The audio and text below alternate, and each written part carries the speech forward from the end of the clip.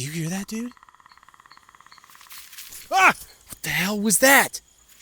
There it goes again. What the frickin' heck was that? Dude, do you think there's like a predator out here or something, man?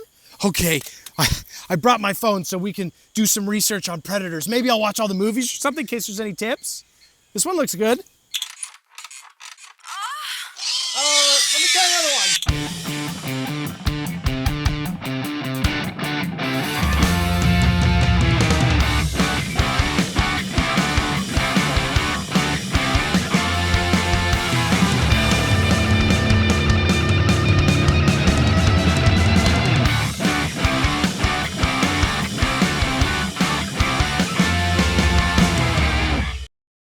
You saying that Blaine and Hawkins were killed by a f***ing lizard? Stars, words, predator. A spaceship drops a single sperm bloop onto Earth. Helicopters, small boats, jack dudes. Such is the beginning of the movie Predator. Turns out the biggest boy is nicknamed Dutch, presumably because of his accent and not his insistence on splitting the check or loving Dutchies. No, I really smoked it, and I also inhaled. Okay. I mean, his actual name is Alan. He's just Alan. Go on. So I guess we're supposed to believe that he's an American, but that's not how Americans say words, Dutch. If you want to sound American, you have to pretend that your healthcare is impossibly expensive. We need to feel that desperation. Dave, show them what I mean. Do something American. Do something American. Give me that gun. What's the matter? The CIA got you pushing too many penises. But whatever, the American Dutch and his beefiest friends have been flown out here to the jungle because a foreign cabinet minister, which, like people with Dutch's accent, is not a thing that we have in America. Apparently they strayed off course. And Wink. But regardless, Mr. Cabinet's helicopter has gone down behind unspecified South American guerrilla enemy lines. And they're worried that he's been taken. And 1987's Liam Neeson was nowhere near his vengeful, angry old man movie self phase. He wasn't in that phase yet. I will find you. And I will give you a really big hug. But then, oh my God, look, it's Dylan! Dylan! You son of a bitch. The only man with arms almost as beefy as the Beef Masters. Big meaty man slapping meat. Dylan works for the CIA, and he's the one who recommended Dutch and his team for this rescue mission because they're just the beefiest. We have the meat. that's why you're here. Even though, as Dutch clarifies, they do not do assassination missions, okay? They're not bad beef boys. We're a rescue team. Mean kids, mainly boys. You know that. Now, Dutch has a few questions like, what the hell was this non-American, but maybe still American politician doing over enemy airspace in the first place? Yeah, I'm confused about that. But Dylan is like, CIA intelligence points to, I don't know, maybe the pilot was drunk. Who knows? And Dutch is like, okay, well, why not send in the army? And Dylan is like, I don't know, maybe the whole army is drunk. You guys are the beefiest. That's why we're sending you. Shut up and nut the hell up, Alan. Come on. So poof, now they're in helichoppers, putting on tough boy makeup and talking about how unbelievably large their girlfriend's vaginal openings are. I went up to my girlfriend. I said, you know, I'd like a little pussy. She said, me too. Mine's as big as a house. That was an exaggeration. And one of the beef guys wearing a cowboy hat calls everybody exactly what you'd expect a guy wearing a cowboy hat in the 1980s to call people. Bunch of slack-jawed gets around here. No, I don't know what I expected. But then he explains how chewing dip makes you a Damn sexual tyrannosaurus. Yeah, but your scientists were so preoccupied with whether or not they could, they didn't stop to think if they should. which, I mean, I don't know if that's true. Did T-Rexes become extinct because of mouth cancer? Just like me.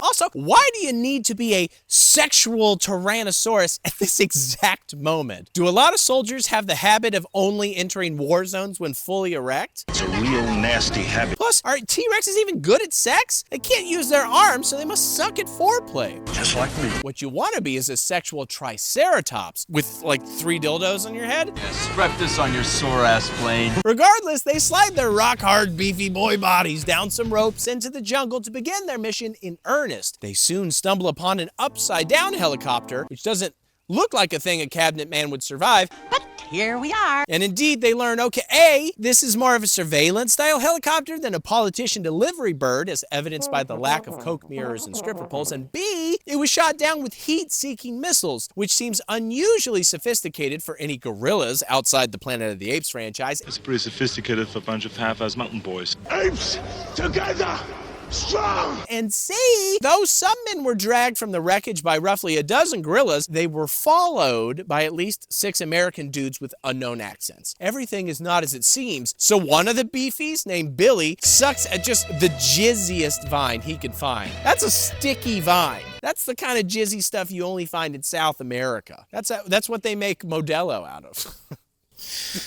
I don't know. I don't always drink, but when I do, I prefer Modelo. Stay thirsty, my friends. Oh, okay. Now they find a bunch of American Green Berets strung up and skinned, and evidence suggests that they were attacked by literally nothing. And they just shot their guns in all directions. Man, the mysteries are mounting faster than Dave when he sees a first cousin. Holy mother of God. Sorry. This script is already filthy enough to make my mom not talk to me for a week. That's how you know it's a winner, am I right? I write my videos like Dead Space 2 wrote their marketing campaigns. Why would they even make something like this? Oh, something's looking at them with heat vision, which must be blinding. I mean, look at the beef on these boys, my God. That's what, a $30 to $40 butt we got crawling here? All that heat's gonna short out his vision. Our boys arrive at the gorilla camp and witness a hostage shot in the head. And they're like, alrighty, we gotta cha-cha in there real smooth before anything else bad happens. And fortunately, the guard AI in this camp is Metal Gear levels of competence. Like, turn around, dudes. They're coming from behind. But they don't. So 2 guards get picked off, and then Dutch employs the age-old tactic of lifting an entire truck by yourself, putting a bomb in it, and rolling it into the middle of camp to explode. What the f***? One down. That's classic West Point. That's the same tactic Napoleon used to win the Battle of Austerlitz. The directories approved my plan for attacking England. Presumably after reading Sun Tzu's entire chapter dedicated solely to this maneuver. The men follow that up with an equally tactically savvy 4,000 grenades. We pick up their trail at the chopper, run them down, grab those hostages, and bounce back across the border before anybody knows we were there.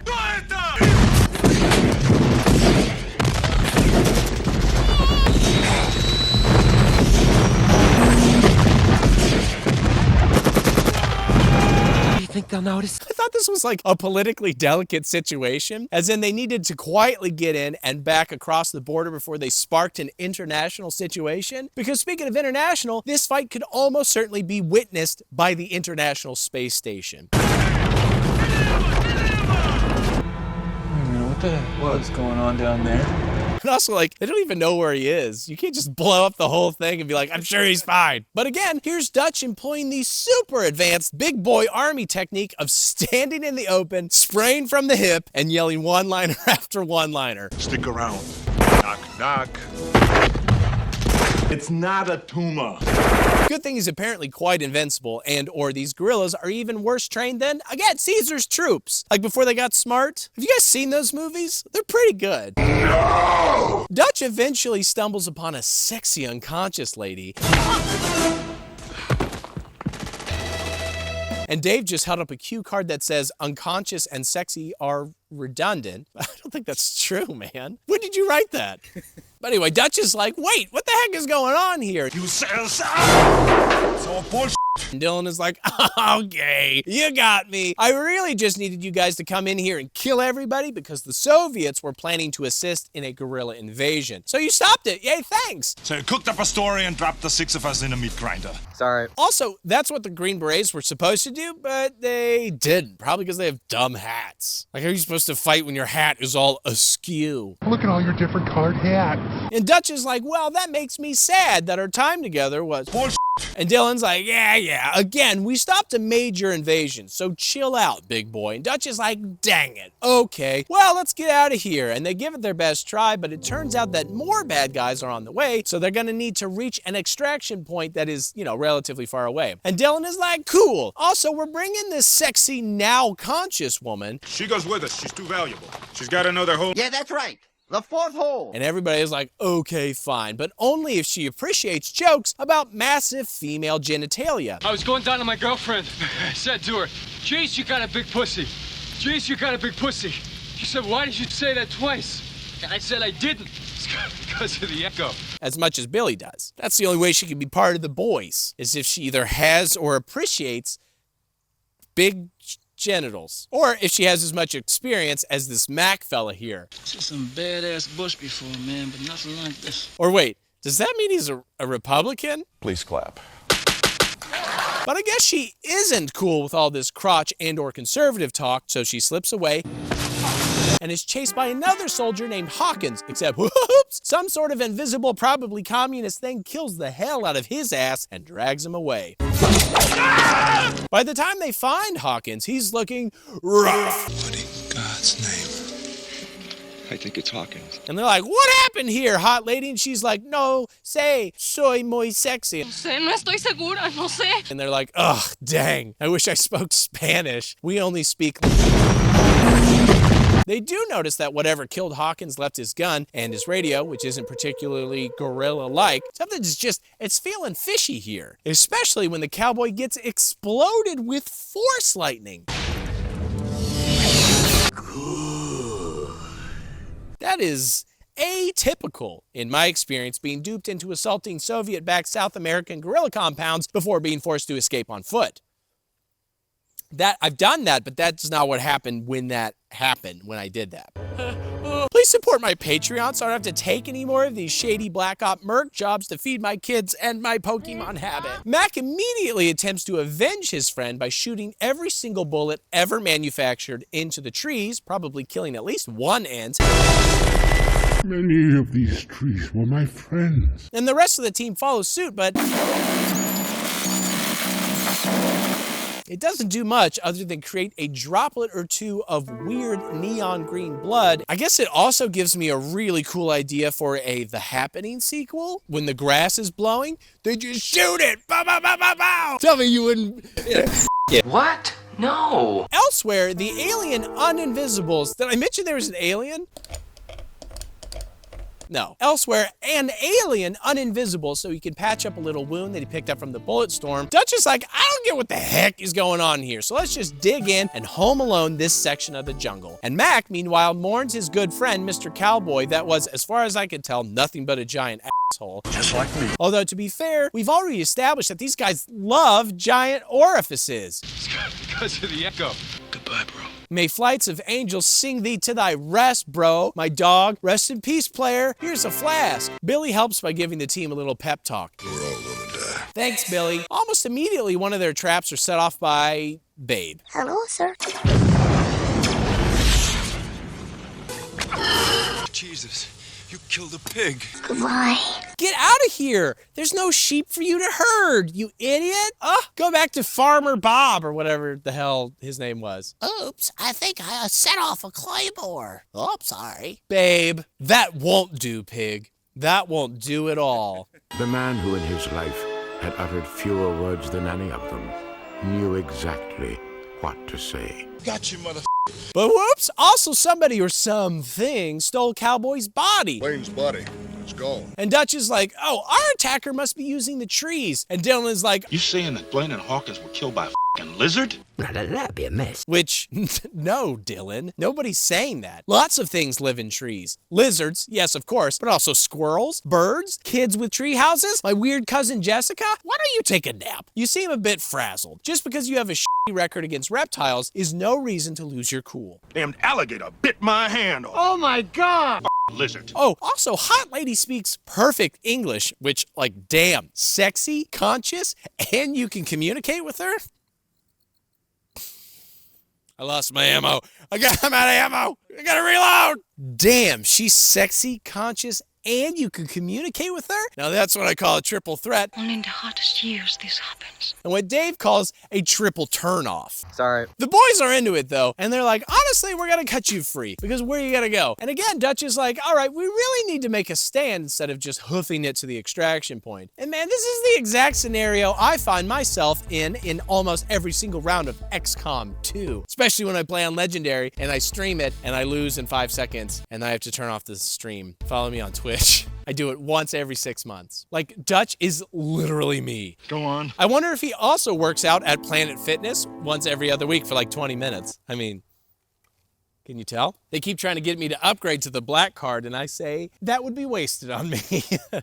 I'm already so big and here so infrequently. So anyway, these beefy Boy Scouts rig together some kind of something as if the alien thing surely isn't just invisibly sitting in a tree watching their every move. I guess they're just hoping it's currently napping after eating Cowboy's body and probably, you know, getting all in his orifices. Look, I'm not thinking that. They're thinking that. Me too! Why is as big as a house?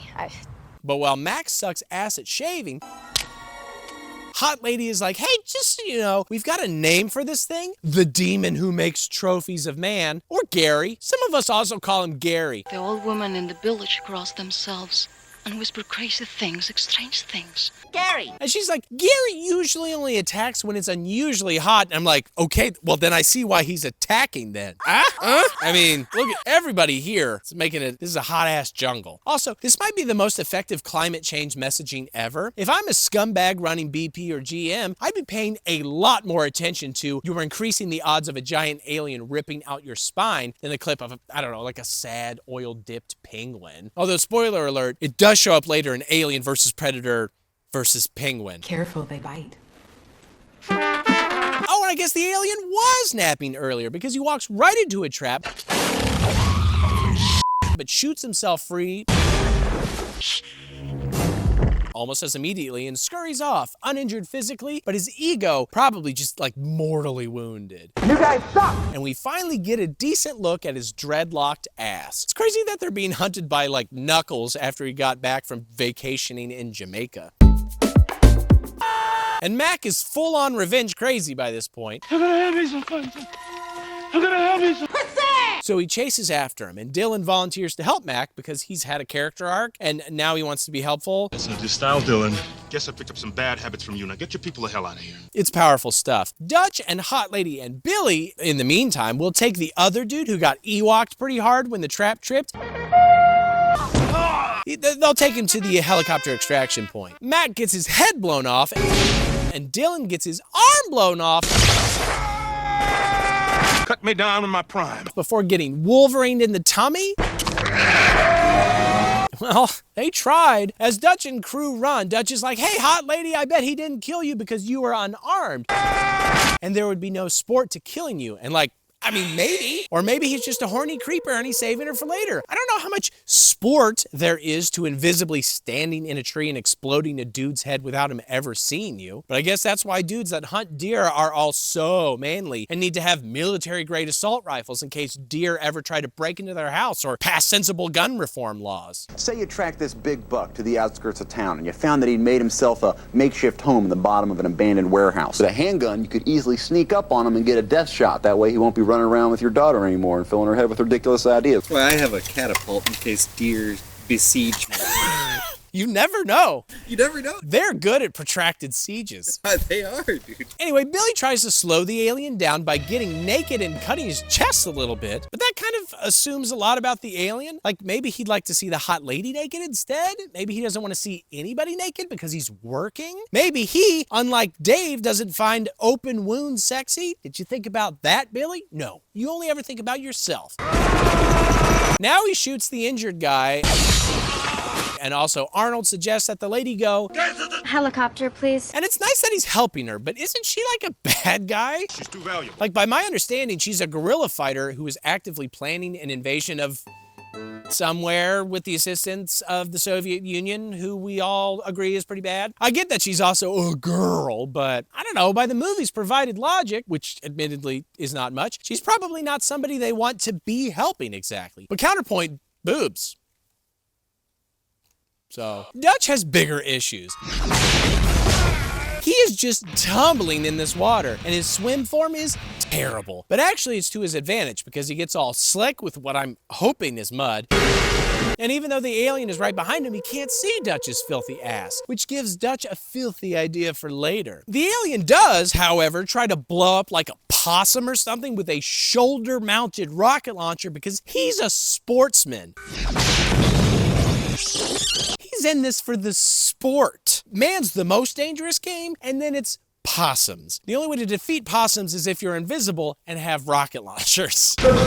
Later that night, Dutch rigs yet another booby trap and crafts a homemade bow and arrow, while the alien rips out a dude's spine and skull and turns it into a petable trophy and/or sex toy for massive orifices. And I know some viewers will have a problem with that, but like, God forbid men have hobbies. I wish I had the time to set booby traps and polish the skulls of my enemies. Ugh, society has so emasculated us. Buy my supplements. Then Dutch does another hobby and rubs mud all over himself, and he sets a fire and he screams insanely loud.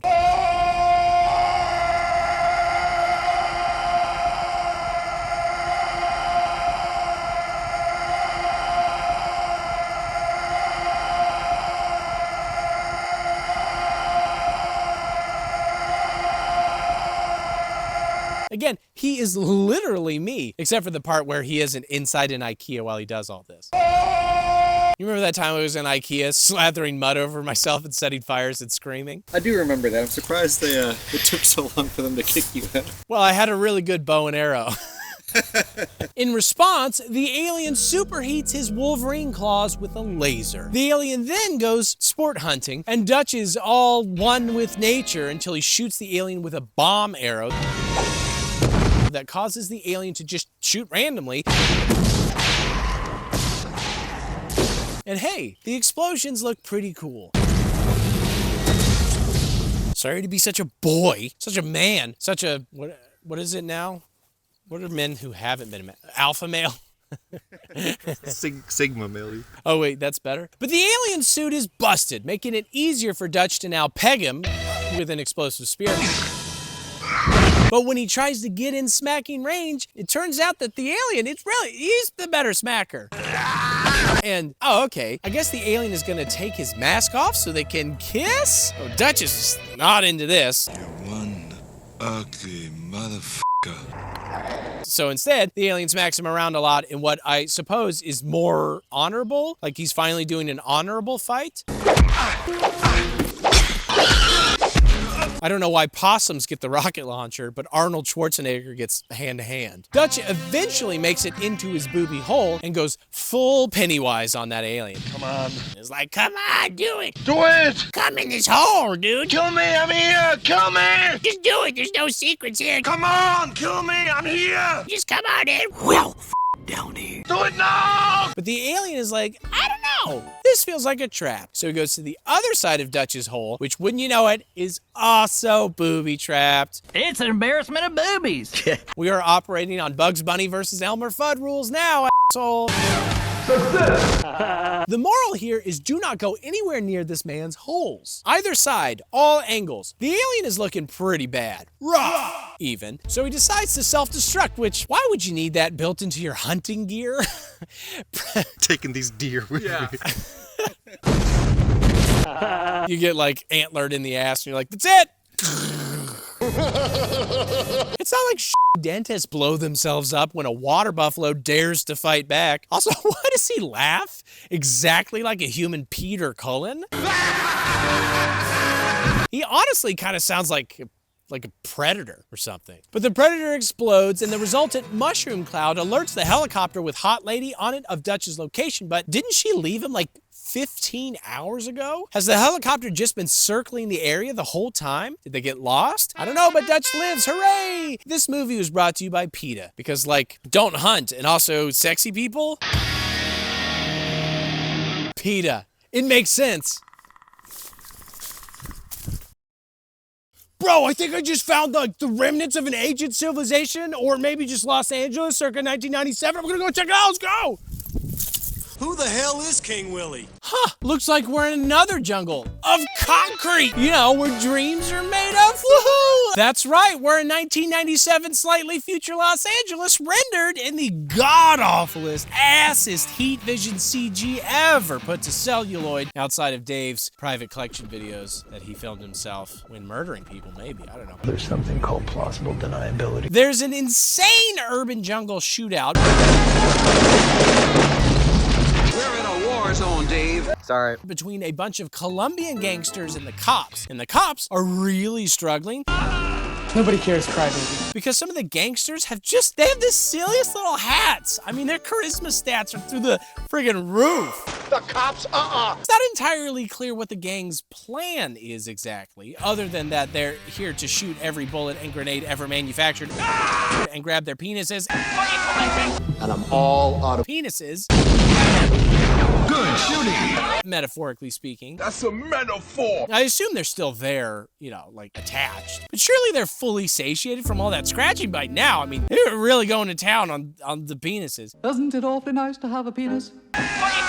Regardless, it's not the most long-term plan, but I respect the grind set, or grinder set, because of the penises. I did not have sexual relations with that man. I'm just kidding. I did. For the cops' part, two of the motorcycle kind are bleeding out in the middle of no man's street. Revive me! But they cannot be reached through all the bullets and the penises.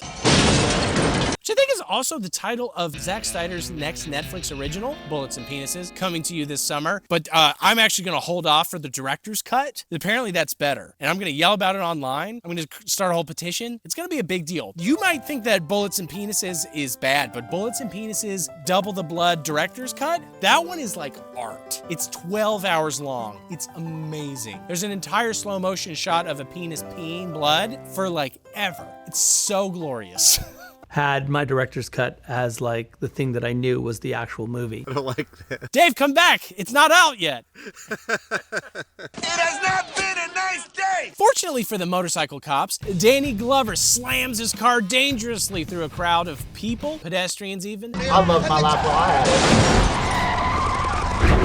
it. To be like, I got a plan. Let me channel my inner Riggs, take a different car, and slam that around. And make something of a barricade so that we can grab the dudes. And that's what he does. I mean, he just does it, man. This puts the Colombians on the defensive, so they run back inside their headquarters. Okay, maybe they were defending that. You ever wonder why we're here? Maybe it's full of rare Beanie Babies that aren't so much toys as investments. Jean-Benet Ramsey commemorative Beanie Baby. 90s NFTs, if you will. But then what the hell was the cops' plan? Because the whole reason they're in this mess is because they're waiting on special forces that have yet to arrive. Getting their ass kicked by the Jamaicans. If they were supposed to take out the Colombian headquarters, it sort of seems like everyone, including the screenwriter, could have planned better than this, you know? Well, I do have these bullets. But the Colombians restock their guns with bullets and their noses with cocaines. Danny, an honorable man, sneaks up on some Colombians, but makes sure to yell at their loud enough that they turn around so that he can honorably shoot them in their front holes. Good shooting. The Predator, who is apparently watching, seems impressed, implying that their species doesn't do anything in the back and thus has yet to discover the doggy-style position. Maybe that's why they're all so cranky. Does that logic track with you, Dave? Two predators kissing is kind of rough to think about. That's true. They should use doggy-style. They should. That's what I'm saying. It's like, because you don't want to look at that. Hey, Dave, what are we going to do when I get literally any older at all? My body cannot handle this shit. You're pretty in good shape right now. What would happen if I wasn't so buff, dude? Danny has given orders not to go in until the feds get there. Let's get the rest of them. We can. But get this, he does go in. I'm gonna make you kiss my sweet ass. Come on. Whoa! Someone alert the gunner because there's a loose cannon out here. Unfortunately, something beats them in there and kills the shit out of everybody. Well, except this one dude with unlimited ammo turned on. Reload. But Danny shoots him off the roof. Despite Danny no likey heights. Gotta get down from here. And then, yeah, it's revealed somebody tore the shit out of Colombian HQ. Must be the Jamaicans. Yes, There's a naked dead dude hanging from the ceiling, and I'm like, gore? Mystery killers? Danny Glover? What is this, Saw 2004? Come on! What the f is going on? Right? It's like the same movie. Game over. Danny's cop boss is mad. You let me down, Mike. Because these identical federal agent clones, led by Gary Busey, have jurisdiction now for some reason. And yep, we're officially at DEFCON Busey. It has no redeeming value whatsoever. When asked about his role, Gary said this. It's actually from the theory of relativity and from the theory of quantum mechanics, which is a discussion of how this universe started and how it will end. She eats onions and garlic. They look like Oreos, and I'm not kidding you. But it's cool because they've asked Danny to help, sort of. You will extend him your full cooperation. Even better, Danny's got a sick-ass team, including this Hispanic guy named, Danny. Okay, Danny Glover is now Mike. Which means you're cutting off my dick and shoving it up my ass. Also, there's this ass Bill Paxton. Hopefully nobody else in this movie is named Bill. And this girl who grabs penises just as hard as a Colombian gangster. Give your meat a good old rub. So I'm gonna refer to her as the penis police, just to be safe. I got a little dick. It's pathetic. If this is your first video of mine, I am sorry. Also, welcome to the war. And to be clear, by war, I mean a grunting and naked playmate being attacked by a Jamaican gang. They hang her lover upside down. Wait, what are they doing to him? Voodoo magic, man. Oh, yeah, that makes sense. It's either that or find some way to overdose him on marijuana or by smacking his face against a steel drum until he dies. It's not the Italian gang where they'd kill you with rigatoni.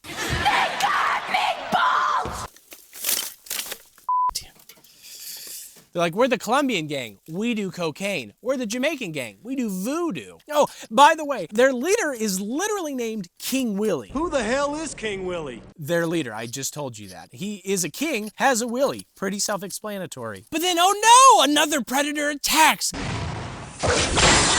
giving our naked heroine a chance to escape, while the Jamaicans obliterate the apartment's resale value and their Airbnb rating with bullets for once, instead of their usual smoke and steel drum damage. Oh my God. I think that's fine, because the movie did it first.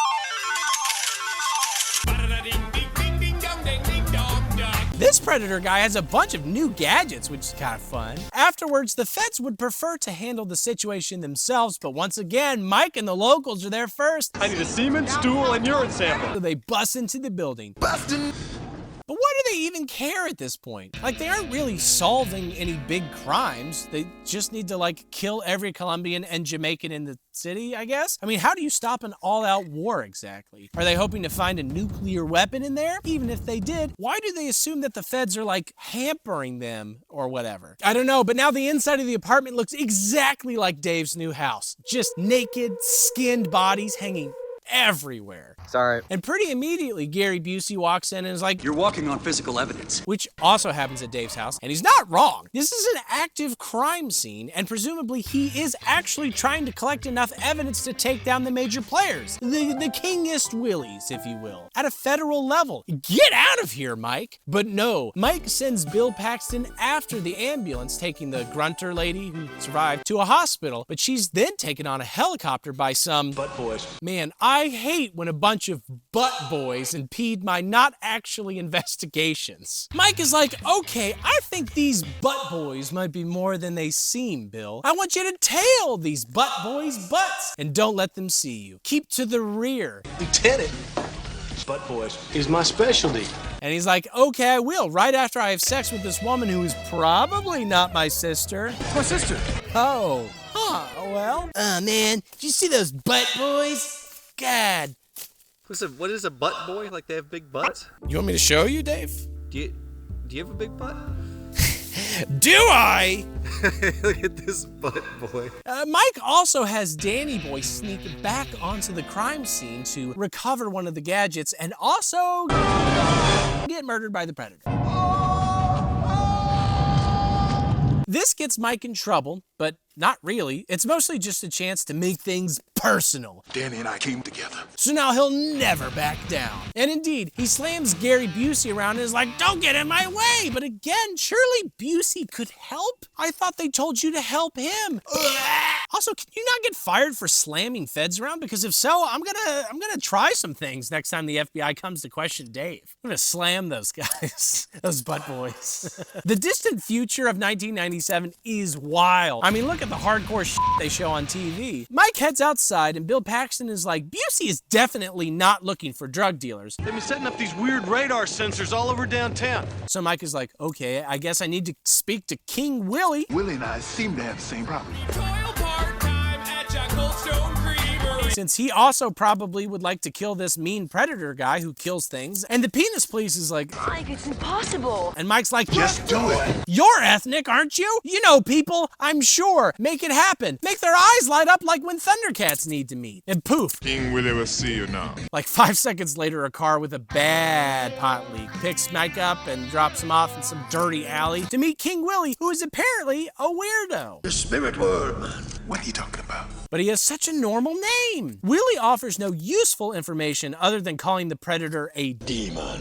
And I'm like 80% sure this is a deleted scene from a later day Pirates of the Caribbean movie. And he's like all this freaking smoke and like a Jamaican pirate guy. I got a jar. Butt boys. I got a jar. Butt boys. And it is what lay inside the chest you seek. Mike politely leaves then so that the predator can cut off Willie's head.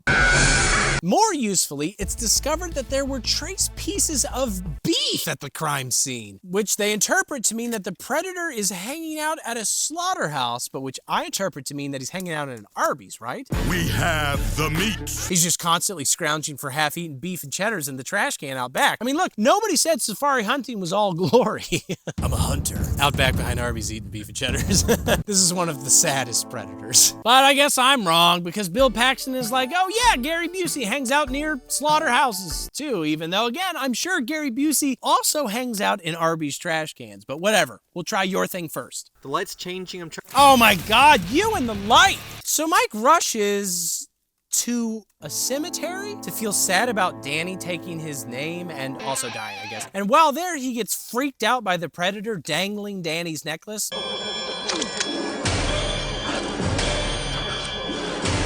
But why? The predator could just kill him right now? I guess what's the point if it's not fun, right? Want some candy? These predators might not get out much. I bet the ship fare to Earth is brutal. They gotta get the most out of this experience. I mean, they're here on vacation, presumably. This guy's a dentist back home. You'll be a success. And speaking of fun, Bill Paxton and the Penis Police, which, okay, that's actually a pretty good band name. Anyway, those two hop on the subway only to immediately witness a stick-up that's thwarted by basically every single other person on the train. Whoa! Get the hell away from me! Literally everybody on board has a gun. This is not the future liberals want, presumably. Inevitably, this attracts the predator because he's like, ooh, hunting's so good when so many are armed. But wouldn't this make the predator most likely to attack gun shows or military bases? I'm at least hopeful that not every train in America is armed to the teeth. I don't know. He cuts the power to the light so you can't see for a good while and... Like, literally, I am this guy. Oh my God. You're gonna get tetanus from this video. I know. The Penis Police manages to evacuate most of the people to another car while Bill Paxton shoots right at the predator. The hulking beast walking down the aisle and is 7 feet tall. I don't care if he's invisible, Bill should be able to hit him. Yeah. But no.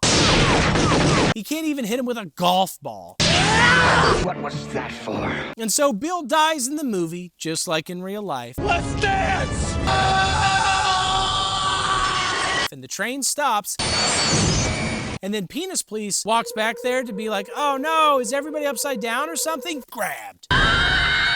But actually, she doesn't die because apparently the predator impregnated her, or maybe she was already pregnant. Either way, 2 new strategies have presented themselves, Mike. Just do it. I'm pregnant. So Mike himself runs into the subway tunnel to ask Mr. the Predator if he can get him pregnant real quick.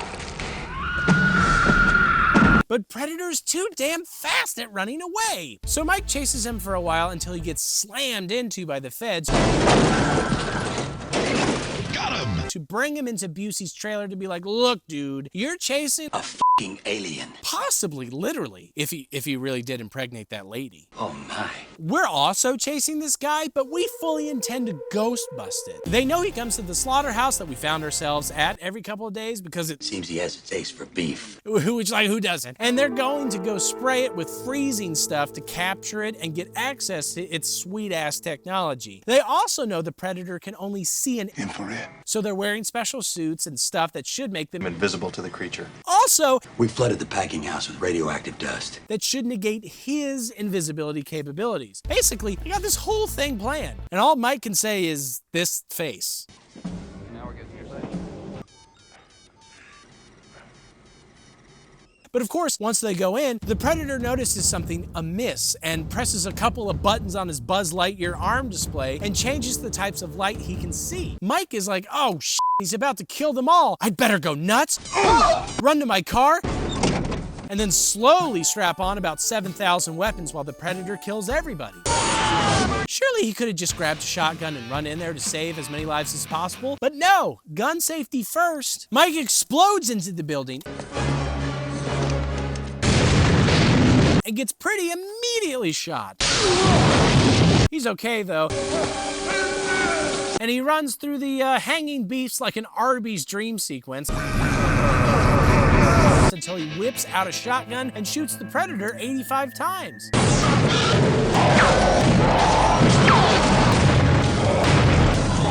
Mike approaches the body, lifts the mask, and honestly, if this movie was any good, the big reveal would be that it was Arnold Schwarzenegger under there. I mean, it'd be awesome if he just like lost his mind, put on a Predator mask, and then became the Predator and was like running around killing people. Tell me that wouldn't be a sick twist. To become the Predator, you have to kill the Predator. Yeah, that's what it is. There's actually only one. It's like the Sith or something. The Alpha Predator. Oh my God. If that had literally happened in the theater, people would have lost their shit. 100%. It's as satisfying to me as coming is. But instead, it's just another ugly alien. So I'm coming day and night. Which is the opposite of Arnold, who is a beautiful, naturalized American. Right? I would have also accepted a twist where this Predator is just like stupid hot.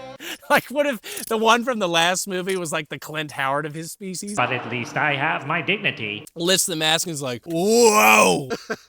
This is one beautiful motherfucker. I cough so hard that I'm crying. I'm just imagining a sexy Predator and it makes me weep. But no. And of course that alien isn't dead. But neither is Busey, who protects Mike until, now Busey he's cut in half. If I was kidding you, I wouldn't be here. I'd be somewhere else in a different suit of clothes. Making him about half as effective at protecting. The Predator then chases Mike's literally very hot infrared butt, and they fight some until Mike tackles the Predator onto a ledge and sings a lesser-known Lady Gaga B-side. Pussy face. The Predator is like, all right, you got me. I'm gonna explode myself, as is Arby's customer tradition. But Mike is like, please don't. And he manages to hack off the Predator's arm with his own boomerang, which stops the sequence and causes the Predator to fall into a bathroom a few stories down, as is also Arby's customer tradition. Someone wrote this in a script and got paid more than I'll probably ever make in my entire life. Man, making it as an artist was so much easier back when everyone was on cocaine all the time.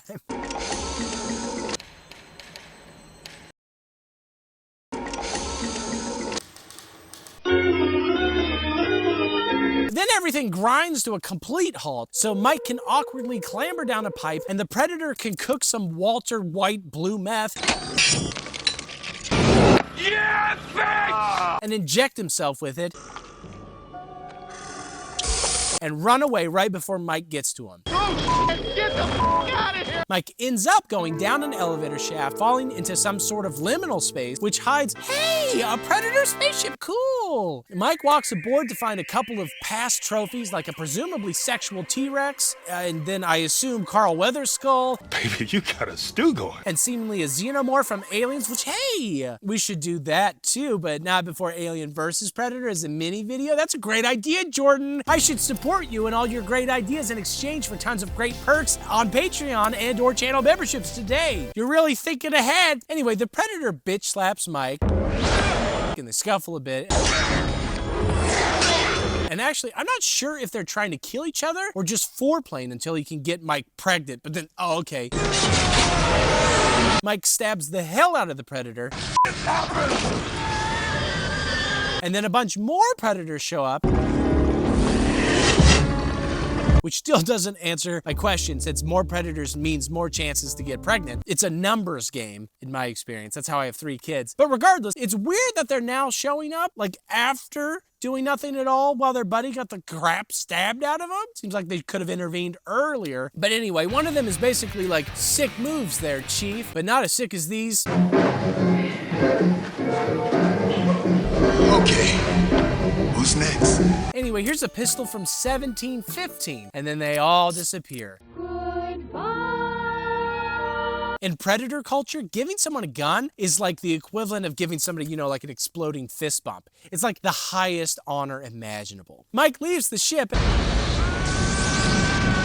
and they fly away, and then one of the other Fed guys flies up in a helicopter and is like, shit, they got away. And Mike is like, you'll get another chance. Even though it's gonna take 20 years because this movie probably won't do very well in theaters, and then some other cops show up, and that's pretty much it. I wonder what sorts of jungles they'll end up in next. The jungle of the mind? Oh, God! Oh, no!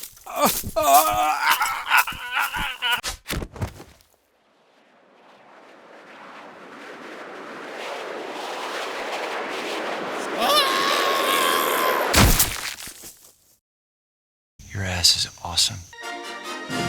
75 years? Is that how long you've been watching these movies?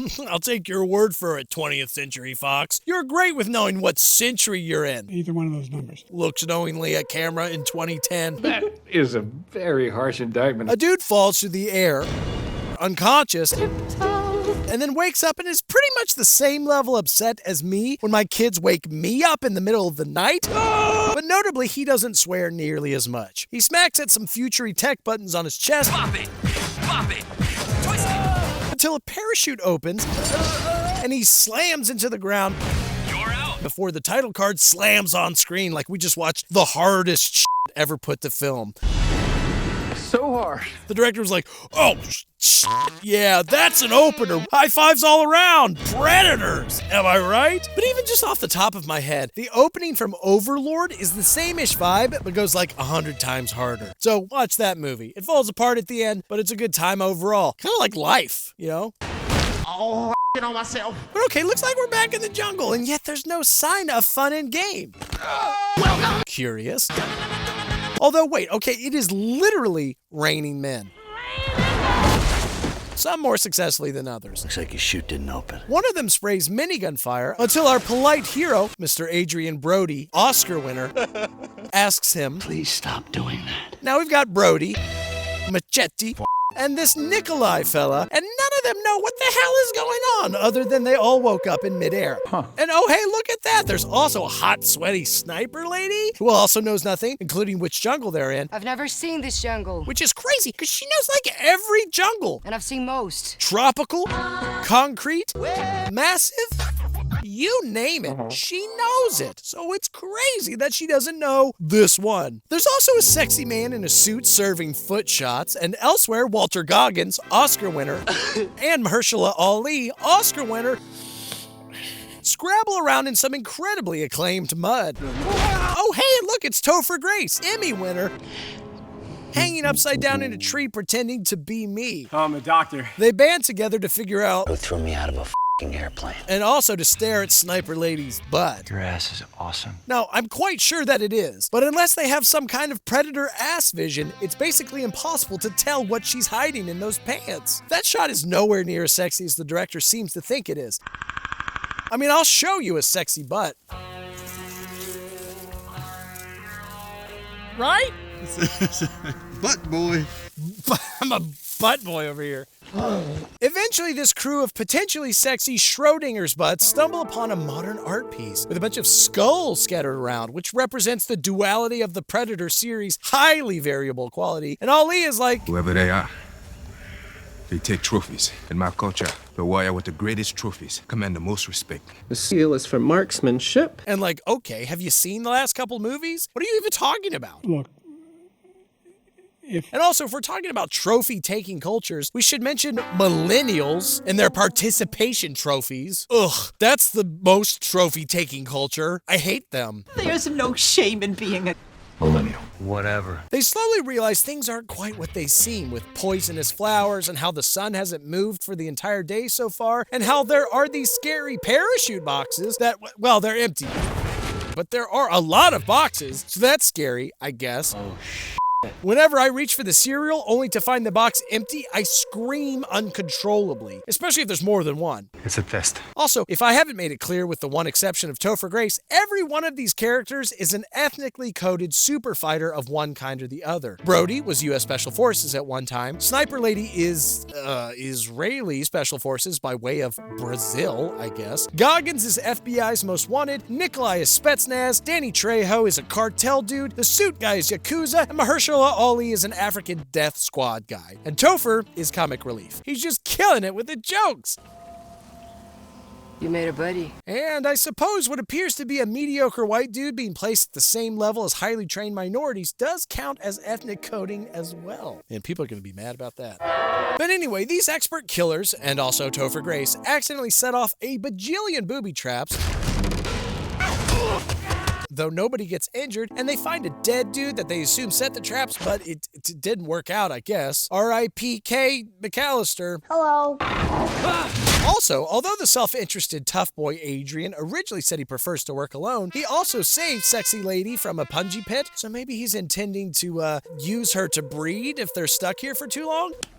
Smart. He's a planner, but also a risk taker. He believes those unflattering pants are obscuring a very nice butt. A risk worth taking. Ladies, get yourself a man who both plans and hopes. I hope it's a girl. Why? Also, yeah, they're being watched by improved heat vision, and Ali is not thrilled about it. Y'all looking at? That's a tick. Oh my God, that's the biggest tick of all time. Are you serious? And okay, yeah, so this is definitely not Earth. I don't see an Arby's anywhere, and nobody's covered head to toe in damn ticks. Not at the moment. Goggins is now like, okay, I need something. I actually forgot what he wanted. Somebody give me a gun. Gun. But before he can get one, they're attacked by alien hogs, which they kill in various ways. Exactly the same way. As the team's accuracy wildly varies depending on what's needed for the movie to have the right balance of tension and badassery. As their ammo runs out, they all think they're gonna die, and Sniper Lady even considers shooting herself in the head, but then a whistle goes off and the hogs run away. And Brody is like, I got it, we're on a game reserve, a la Safari Big Game Hunters, and we're the game. The most dangerous game, if you will. Or they would be if these people could aim for shit. They're like, sort of dangerous. The most-ish dangerous game. He knows this because the hogs were sent in as a test, I guess, which is what he would do, supposedly. That's what I would do. So these people have definitely been thinking way too much about hunting humans in their spare time. Is that weird? Like it or not, we do kind of need soldiers and experts on killing to exist, but that doesn't mean they have to be weird about it. We light you on fire. Why can't it just be like any other job? Clock in, kill a few people, go home to your stamp collection. Who would do this? It's me. Hi. Apparently you can't do that anymore though because of woke. Anyway, Danny Trejo is looking rough, but also is clearly being used as bait. Sniper Lady shoots him to put him out of his misery, but it doesn't really work.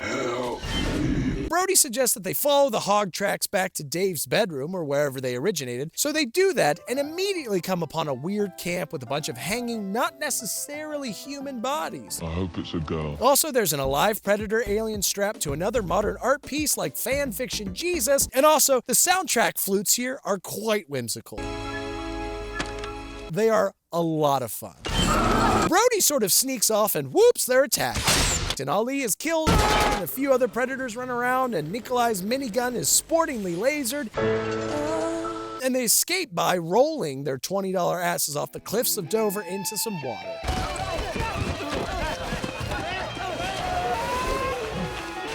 Sniper Lady is like, hey, what the hell? You used Ali as bait, didn't you? Just so you can learn more about what's hunting us? You put us at risk for yourself. And Brody's like, I mean, yeah. I needed to know who we were up against. Ali hasn't won an Oscar yet as of filming, so yes, I did do that. He was expendable. He wouldn't be expendable now, but he was, so I did. Then he further counters by saying, but you know something about the alien that we saw, and she begrudgingly is like, okay, yes, we used to date in college. I don't know what you're talking about. You know what I'm talking about. And also, I've seen the first Predator movie, I guess, but not the second one, apparently. 87, Guatemala. Very good year. And Brody is like, tight. Well, let's come up with a kill box plan. This is a movie after all. Kill boxes are the only way to fight movie things. We force them into a choke point.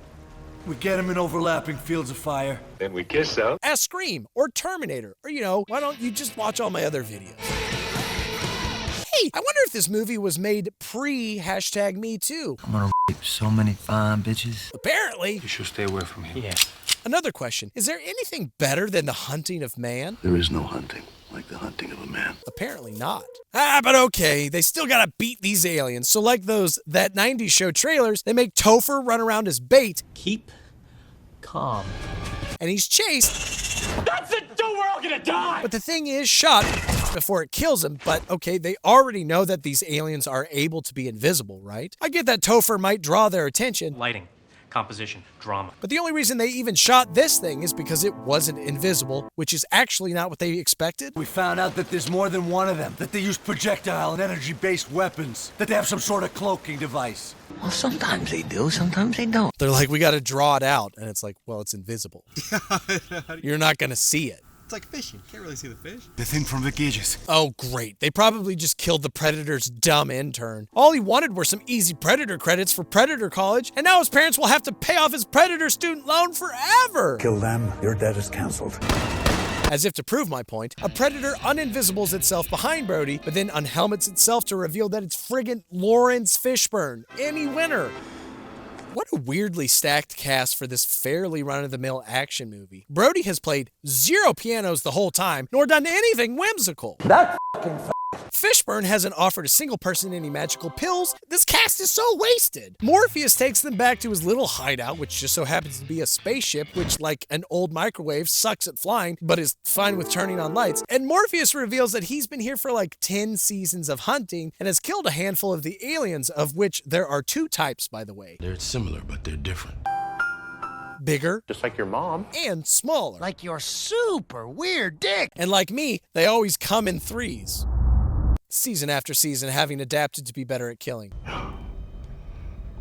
10 seasons. Some people sneeze in 3s. Yeah, sound off in the comments.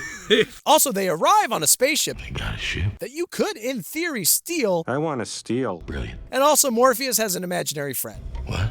And let me tell you, Morpheus is a better crazy actor than anybody in The Purge. Here comes your candy girl! I see. I think it's just the lack of yelling. Like, yelling always makes an actor seem like they're trying to be crazy. Well. That's enough of that. Straight to bed for old Morphe. Red pill, blue pill, Morpheus, Warrises. Well.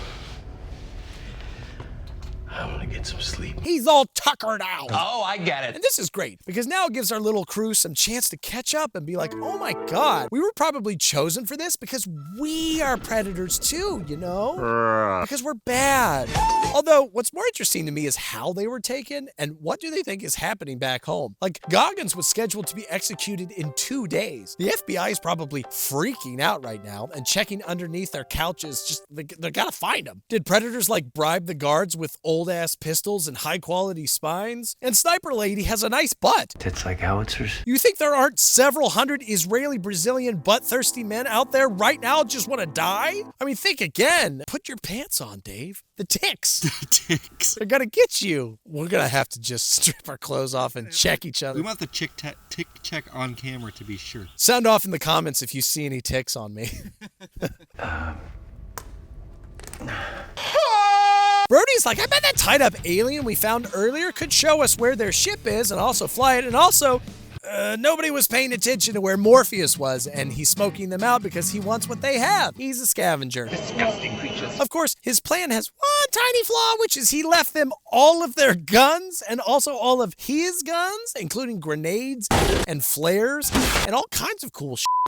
So Brody makes an explosion to draw the attention of predators who quickly kill unarmed Morpheus. What's the difference between a black man and... But then the predators open the door to Morpheus' bedrooms so that the team can escape? Well, that's kind of thoughtful. Topher immediately gets lost. Oh, shit. Dumbass. And has to be saved by Nikolai, who eventually gets shot and stabbed before exploding himself in a dog shit CG explosion that does manage to take out one of the predators at least. So that's thoughtful. Then Goggins calls one of the predators a homophobic slur and stabs him in the neck. Die, you space fag! Which I think is a hate crime, and he gets his back ripped entirely out of his ass. Then Mr. Yakuza silently strips naked and sacrifices himself to save the other 3 remaining people for no clear reason at all. I mean, I get that he found Chekhov's ancient samurai sword back in Morpheus's weeb bedroom, but I don't know why he decides to give up or why Brody is so nonchalantly like, yeah, makes sense. Sacrifice yourself for me, the lead, whatever. He sword fights a predator, and though the fight is pretty boring and they never land more than 2 or 3 strikes at a time before stopping to regroup and catch their breath, he does eventually kill the predator. But like, at what cost? And now friggin' Topher gets caught in a trap. Dumbass. And has a shitty ankle, and Brody's like, sucks to suck, and runs off. See you, chump. But Sniper Lady stays with him, because she's a girl with feelings. What's that worth? And now, granted, Topher also tries to play off a picture of Nikolai's kids as his own kids for sympathy, so he's also a bad dude. And spoiler alert, we learn later that he's not very nice at all. You should have gone with him. I know. But at no point is he revealed to be any sort of physical threat. I got a little dick. It's pathetic. Like, yes, he's sneaky and duplicitous, but I don't know that that's usually a big draw for, like, big game hunters. Like, come on down to the plains of Africa. You'll hunt dweeb lions that weigh like 47 pounds, but they're very clever. Don't trust their lies. They'll say anything to not die or to rope you into crypto. I guess this is my lucky day. It isn't. Like, sure, I've personally been swindled out of my wallet by some very crafty raccoons on 2 non-consecutive occasions, but I don't really see a lot of people gearing up for sneaky raccoon hunting season. It just feels like a really lame hunting experience. Had to kill it with a shovel. Took about an hour. Speaking of, these 2 injured turds get caught in a net and chucked in a hole. Whatever, Brody finds old Pussy Mouth and cuts him down, and it turns out that this alien is shockingly unathletic. Utter faceplant, my guy. 0, 0, 0, 0. They should have cast me. I'm super out of shape, and after hanging out with Dave, I have extensive experience wearing weird-ass masks. Sorry. But he gets up and spends a few seconds debating whether to kiss Brody before being like, oh, okay, fine, here's the ship. I'll turn it on. And oh no, looks like we're about to have a Predator duel! Oh, I guess I was right about the unathletic thing. All the best athletes still have their heads attached, idiot. Did you see a headless Michael Jordan dunking on other headless teams in The Last Dance? No. Back in the old love hole, Topher slices Sniper Lady with a scalpel that's got some space roofie neurotoxin paralysis stuff on it. You'll be able to experience everything. And yeah, reveals that he's actually a murderer. Oh, and he wants to stay here because he doesn't feel weird here like he does when he's on Earth. And it probably has cheaper rent than most cities. I want to stay. And I get that he's crazy, but what do you mean, dude? They're gonna kill you. And you just took out the only person on the entire planet trying to keep you from getting killed. Who exactly do you feel kinship with? Lobsters. I'm normal. He only is sneaky against the other humans. He's only making the Predator's jobs easier. Who'd you get? I'm like, oh, I got a guy from an African death squad. I got FBI's Most Wanted. I got this guy. Hey. He's very slow and weak. Can't fire a gun, but he's not nice. He's of dubious moral character. I don't know. But the spaceship explodes. And you're like, oh no, is Chewbacca aboard? But of course not. What are stories but mystery boxes? Will we ever get a worse movie than Rise of Skywalker, by the way? Relative to budget and expectations? I doubt it. Somehow. That's probably gonna go down as the worst misfire of all time. Other than that time Dave was conceived. Ha ha! Oh, murderer. Sorry, that was uncalled for. Your dad's nut was straight and true. I'm sorry to suggest otherwise. There was a airstrike on one of the outlying regions. Sniper lady, she just cares too much, you know? You're so busy taking care of others. And although Brody is not a nice man or character, I'm not. But I'm fast. Which is actually a line I use on my wife a lot. I'm not good at it, but I'm quick. I'm a freak. And then I stab Topher Grace in the throat. It's sort of our thing. You're amazing. I have to go. The Topher Grace cloning is crippling us financially, though. So sign up for my Patreon so we can have more quick Topher neck stabbing love-making sessions. Oh, yeah.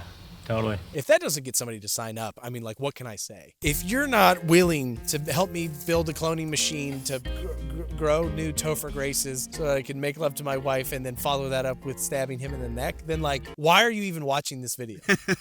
Brody drags Topher back to the camp for the Predator to find, but rigs him to explode, which doesn't really do much, which has also been my experience blowing up Topher's. But it's nice to give Topher's character a little purpose, you know? Then Brody shows up naked and covered in mud like great value Dutch. Great. Now the teleprompter isn't working because Dave instinctively closed the laptop thinking I could see all of his other tabs. Dave, I wasn't looking. I'd be too careful. You think of all the things that you Googled that Adrian Brody covered in mud and naked is like upsetting to me now? I'm a freak. Brody totally Johnny Cashes the Predator by lighting a ring of fire and smacking him with a tomahawk a lot.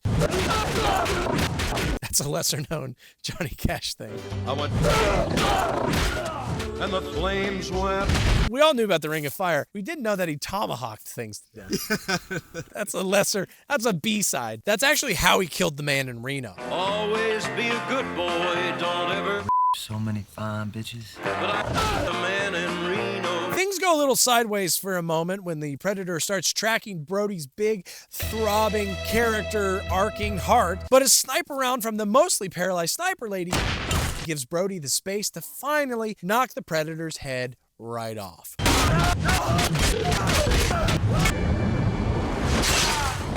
Then the survivors share names, all sexy-like. I'm Isabel. I'm Royce.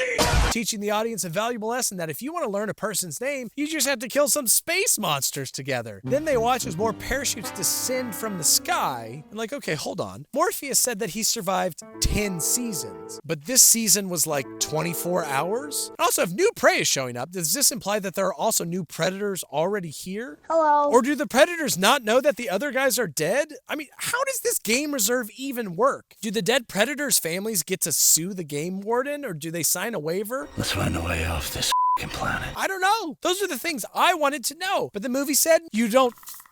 Oh, God. I'm starting to wonder if maybe it's chasing us because you have ADHD. Don't get mad at me, dude. That's just like what the next movie basically says. I'm just trying to learn and adapt, okay? You want to know someone an alien. Space, the final frontier. Also, Star Wars pan to space dogfight, the final type of dogfight, maybe. Let's take it to him, bud. The pursued ship opens up a hyperspace wormhole, whatever, to Earth. And then the Predator who was flying it, who I assume is named Jeff Predator. My name is Jeff. Ejects while the ship goes somewhere else. Arby's, maybe. Did you know that the Predator's armored vagina/garbage disposal mouth makes them the only species capable of surviving on an all Arby's diet? And their butthole is identical in every way to their mouth hole, so it doesn't even matter which hole the Arby's goes into or out of. Did you know that? Biology, dude. We have the science. But regardless, the escape pod or whatever screws up a mission by this sniper guy and his buddies hoping to free some hostages from a Mexican cartel, because did you know that every day in Mexico is like the Purge? That's not me being racist. That's an actual line from one of the Purge movies. Check out my Purge video. It has a lot of racists in it. One's behind the camera. Biology, dude. Every day in Juarez was like the purge. Mr. Sniper immediately heroically forgets about the whole hostage situation thing and inspects the wreckage. And by the way, 4 movies in, one of my biggest questions is finally answered. No, not that one, but green blood? Yeah, it's stinky. I was like, is it stinky? It's stinky. Dude finds a predator mask and a bracelet thing that he straps on because why not? It's pretty. Is he not allowed to have pretty things? Is he not allowed to feel pretty? I feel pretty and witty and gay. Is that Cap? Language. He also sees one of his buddies all strung up and naked, and an invisible thing blows up. While the bracelet auto-shoots a sharp thing that knocks out the predator and cuts the buddy in half, who then leaks blood all over the unconscious predator. Our hero then heroically runs away and catches a metal ball that pops out of the wrist thing. Well, it's cool that it comes with bonus toys. Almost immediately, a helicopter full of dudes that are very aware of the existence of predators You up their idea of tourism. and the pain of losing your adoptive father, presumably. Gentlemen, remember, I lost 2 fathers. And they land and they scoop up Mr. Jeff Predator. They also scoop up a sexy lady scientist because, again, this movie deals with space. And there was literally no movie with space elements and no sexy doctor. Like, if you have space elements, you have a sexy doctor. Your movie doesn't make sense without it. The S in STEM stands for sexy. I understand you enjoy penises. Upon entering the facility, our sexy heroine sees a spear and is like, holy shit, is that alien tech? Oh my God. But it's a spear, lady. You can find ones that look exactly like it next to booths that sell shady anime body pillows at Comic-Cons. Although yes, it's explained to her that predators have attacked multiple times, 1987 and 1997 for example, and the frequency of appearances is increasing and diminishing in quality. Well, yeah. She inspects the strapped down Mr. Jeff Predator and asks, Why do you call it the Predator? this is more like a game hunter or Like a bass fisherman. and counterpoint. Well, we took a vote. Predator's cooler, right? They're not wrong, although in English, predator almost always has sexual connotations, which is kind of apt, seeing as director Shane Black hired his friend Steven Wilder Strigel for a minor role in this film, knowing that Strigel was arrested for trying to pick up a 14-year-old for sex online, so... Predator indeed. Yeah. But besides that, in general, this is overall a genuinely entertaining movie from a writing/quippiness perspective. Shane Black, if nothing else, can make me giggle. Ding dong. Just don't think too hard about his friends. Or the 14-year-olds they're hanging out with. Yeah. Sexy scientist also learns, hey, this predator is human DNA. Someone an alien. But the predator hears what they're saying is like, I haven't had sex with any humans yet. I haven't. I didn't. And he hops up to kill basically everybody except for the sexy scientist who strips naked. And I could explain why she did that, but why ruin the moment? It's probably better whatever you're imagining. She then unfortunately puts clothes on, grabs a tranquilizer gun, and chases the predator in, I guess, the hopes of having sex with it now that she knows it's an option.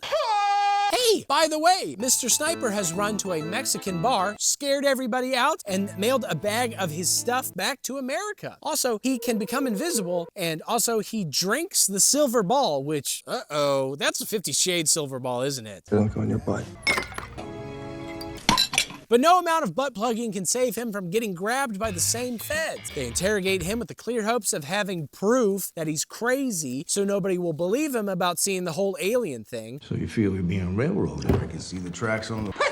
And they throw him on a prison bus with a bunch of other crazy people with exceptional television credits, including Game of Thrones, The Expanse, Key and Peele, and Too Old to Die Young. And also, Trevante Rhodes is there, and he was in Moonlight, which is more of a movie, you know, than a TV thing, but he's a pretty good actor. Ooh, ah. Very, you know, it's a decent bus.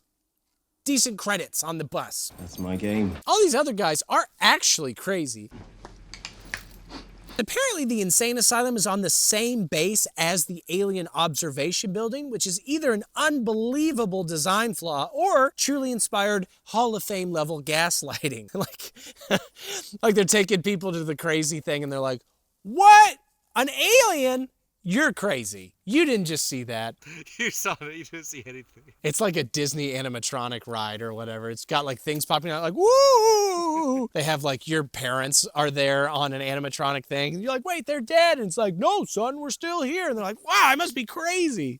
Alien. Sure it is. The crazy people decide Mr. Sniper then is not crazy.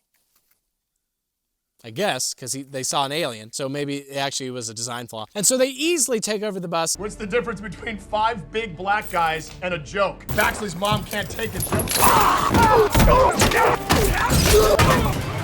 Seatbelts, everyone! And also chase the alien, which I'm actually not sure why. You want to kill him? Okay, but why? They don't even know about the human DNA thing, or that, they don't know that you could do that with an alien.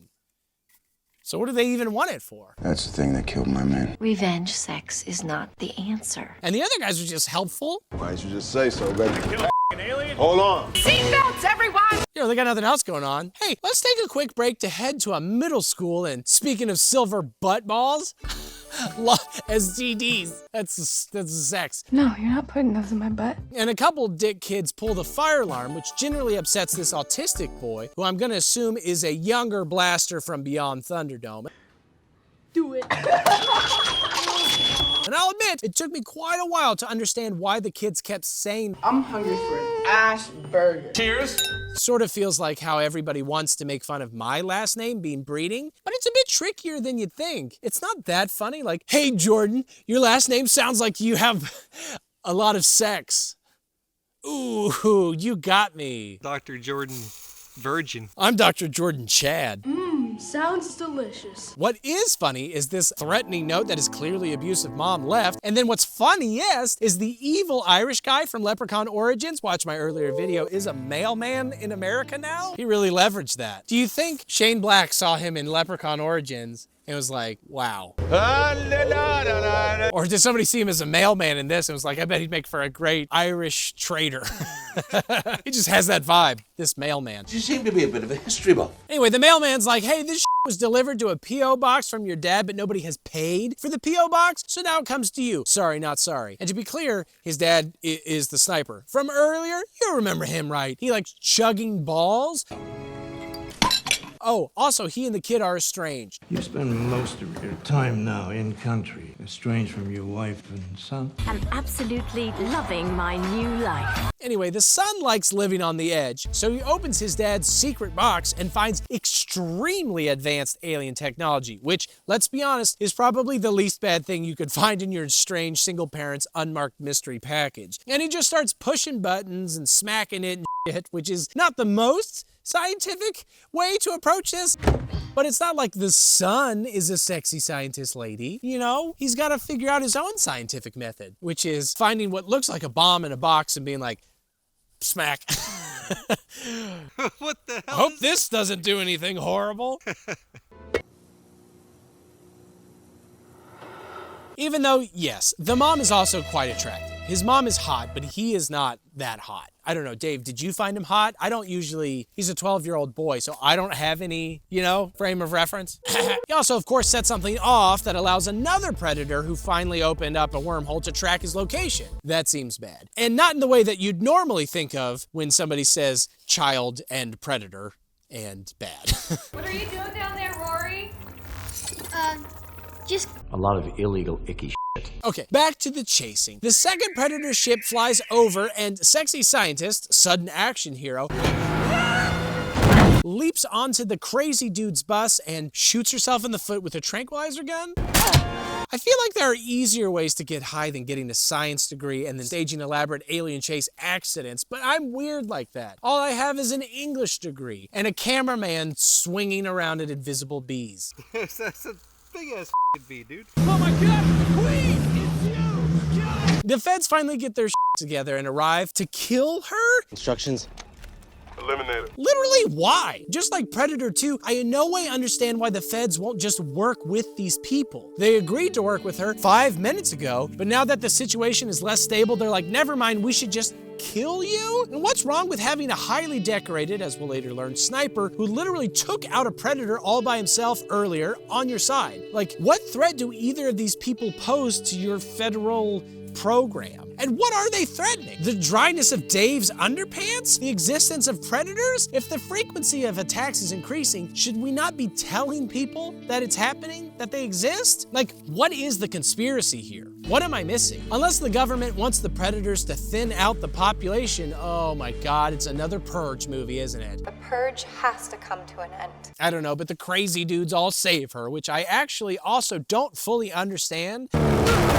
Like, why did they do it? Other than the fact that she looks exactly like Olivia Munn. And if you see one of those, you save them. And the original Predator escapes in a truck driven by that doofy cop dude from Psych. Oh, I'm glad to see he's still doing stuff. So the crazy dudes all end up at a motel, which how do they have money for the motel? And they wait around for Olivia Munn to wake up, and her inevitable escape attempt gets her flicked in the nose. Ding dong. Which is kind of funny. I don't know, it's kind of funny. Also, one of the guys with Tourette's says exactly what Dave says every time he sees a woman.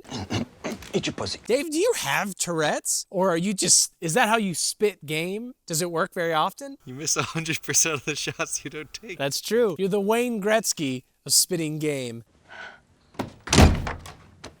Well, I guess I'm in. They all riff for a while until Sniper realizes, oh shit, I bet the predators are going after my kid, who, by the way, has put on the predator helmet to go trick-or-treating, and he literally murdered an adult man and possibly several others when it auto-fires at a house.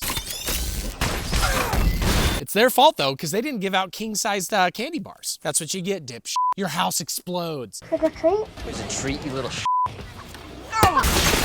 The son, named Rory, mostly doesn't react, though, because autism. Am I right? He murders an entire household of people, and he's like, well, I have autism. And I'm like, I'm glad this is being handled so delicately. in our fourth Predator movie, inexplicably. What the Predator series is tackling these issues. Yeah, if any series were to approach this, I'm glad it's this one. So that then we could go a step further and have me talk about it. Wow. This is really raising awareness in a way that I don't think anybody could have anticipated. It's like every movie that's trying to tell a message now has to have that message even further watered down by this dickhead in a fake bodysuit in a tree stand. We are really doing a lot of good. Is this moving society forward? Leave me alone. Or what? You wash your hands 500 times? Actually, I was told by folks who actually work with special needs and neurodivergent people that the whole autistic people don't have empathy bit is extremely hurtful and basically the opposite of how the autistic mind works. Even accounting for the countless different ways that autism manifests itself, which is why there is a saying that if you only met one person with autism, you only met one person with autism. So there you go. I did actually do slightly more research than You normally do. So he might be a lousy husband, but he is a good scientist. But anyway, Mr. Sniper and his insane friend somehow outrace both advanced space aliens and the federal government to his house and go looking for Rory. Oh, it's because they have an RV now. That's way faster than an alien spaceship that can travel through wormholes. Weird ass bogeys, sir. They catch up with Rory at a baseball field where they're attacked by more alien hogs and also the first predator, and they're shooting and stuff, but it's one of the ugliest looking, most inert fights I've ever seen in a blockbuster film. Everybody's just sort of standing there, firing sporadically at invincible aliens until eventually they run into the nearby middle school, and I hope they don't get any STDs, lol. All I wanted was a little sample. And they just decide, okay, let's just give the predator his back. But before they can, it's attacked by the second predator, who is way bigger. And if you remember in the last movie, there were two kinds of predators, big and small. So this must be both of those kinds together finally. Wow. Big Pred is like, tell me, first Pred, where the thing is. And the first predator is like, no, thank you. So the second predator cuts the first predator's head off, which is what I do to Dave every time he refuses to tell me, or he keeps finding all those dead birds he leaves on my doorstep. That's badass. It's pretty morbid. It's pretty dark. Then he calls him a traitor and says that he's tracking the cargo. Not Dave, the predator. Dave doesn't say anything because he's dead. I wish. Sorry. They almost head back to Mr. Sniper's house, but the feds are finally there, so Hot Mommy warns the lunatic murderers hanging out with their son to not come back because they might get caught by the police. It'd be much better if they could stay as far away from prying eyes as possible. Hey, psychopaths hanging out with my autistic son, don't come here, there are cops. You don't want to be near those. They might protect my son. He's fine. I'm gonna bring him back. It's okay, don't say anything, just be safe. No! Then she tells the feds that they... with the wrong family. But A, did they? I mean, are you not going to jail now for impeding an investigation? And also B, why are they fucking any of these people? What is their goal and how does fucking this family help them achieve it? By the way, here's some good advice, Dave. Use another word, would you? Yeah, man. Show a little sensitivity. His son's retarded. Also, Jenny. Frightened retard? I know that's a tough one for you, but you have ADHD. It's not your fault. Thanks, man. I see you. I hear you. He does this from time to time. Back in the RV, Olivia looks at some discarded alien jizz that she found on Mr. Sniper's collar because, you know, he was off screen for a minute. I don't know what he was doing, but the results speak for themselves. The physical evidence is there. I think they're attempting hybridization. She's like, I think they're trying to upgrade themselves with human DNA like the aliens in Space Jam. Collecting survival traits from the most high-end specimens. And I thought that was made super clear like half an hour ago, but sure, whoa. Can't believe they're doing that. But also, predators are bigger, stronger, faster, and more technologically advanced than humans. What the hell could our genes offer them? Without a clear answer, I must assume it's an unspiked penis. Except, oh no, actually... You know, a lot of experts say that being on the spectrum isn't really a disorder. It's actually the next step in the evolutionary chain. And that's what they want. And like, huh. I don't think I can speak to that. Do you think that's true? Is that what you're saying? Oh no, I bet it's lips. Is what they're trying to get. I thought you were like, lips is the next step in human evolution. I was like, my guy, they're here. We've made it. Hard to suck down beers with the boys with these claws for lips. She's pulling this out of your ass. Anyway, one of the alien hogs from earlier wanders up, but it's docile now because they apparently lobotomized it during the fight. William, you lobotomized him. Man, this movie sure has some things to say about brains. It's like sort of like pro-lobotomy now? Maybe it's autistic now? I don't know what we're trying to say. Okay, new rule. No one shoots my dog. The feds show up in their helicopter, somehow, and they grab everybody, and the main bad fed explains for no reason that predators think humanity will likely be extinct in a couple of generations, so they're trying to get here and scoop up as much DNA as possible before that happens. Oh, and also, once Earth gets really hot, they may come live here because predators like hot planets. Hell yeah, they do. Although, shouldn't they be on Uranus? They should be on my anus. If you want a hot planet, my butt's big and hot. Shut the f*** up. Also, the little predator was delivering to humans some sort of way to protect themselves because I guess he didn't agree. Maybe he was autistic. And the second predator would prefer that they did not get that thing to fight back. So again, maybe we should warn the general population of this impending predator invasion? Oh, hey, speaking of, the predator shows up at Hot Mommy's house, stabs a guy in the dick, and collects some of the tech and maybe learns the location of the first Predator's ship with the aforementioned special protection stuff, because everything that happens in this movie, it just happens. If they need a thing to happen, it will happen. So thank God all the things that he needed were at the place where he happened to be. Simultaneously, stupid Rory draws a map from memory to the ship's location, so then the feds throw him on a helicopter and leave for the aforementioned ship. Even more simultaneously, all of the crazy dudes break free, including, again, Olivia, who is inexplicably great at fighting. I know this is just a thing that movies do, but feel like there could be some reason. No, she Olivia, she hot, she bang alien and gun. She bangs! Turns out 2 of the crazies had left earlier to grab a news weather helicopter, so now they also travel to the alien spaceship for the final confrontation? Problem solved. Well done, script. I need a helicopter, I get a helicopter. I mean, how hard could it be to get a helicopter, Dave? Yeah, that'll do. Mean Fed treats Rory like your parents treat you when they need Wi-Fi set up, and he forces Rory to hack into the ship, which he could do because of his evolutionary advantage and his Gen Z-ness. And then suddenly Sniper Dad shows up and murders a man right in front of his son. Yeah. Told ya. And grabs the mean Fed as a hostage, but of course, that all falls apart when the Predator also shows up, rips off Theon's arm harder than Ramsay Bolton ripped off his dick. Yeah. And there is much shooting. In conclusion, the next movie will open with Rory being loaded onto his own crazy bus. He has seen too many things. Dad? Sniper Daddy explains, I guess, that the magic ball that he keeps chugging makes you invisible. It's like the ring of power if you had to swallow it to make it work, maybe? Take this. A turn. Bend over. I honestly don't really understand the mechanics of that, like, at all. But anyway, the Predator makes short work of everybody and uses a translator to be like, I'm gonna blow up the ship, but I'll give you guys a head start if you want. And the surviving feds and crazy dudes are like, okay, now we'll work together, even though that's what they should have been doing the whole time. Hey, oh, when this is over, you and me, we're gonna dance. Got my shoes all picked out. They run away, the ship explodes, and now they're attacked again.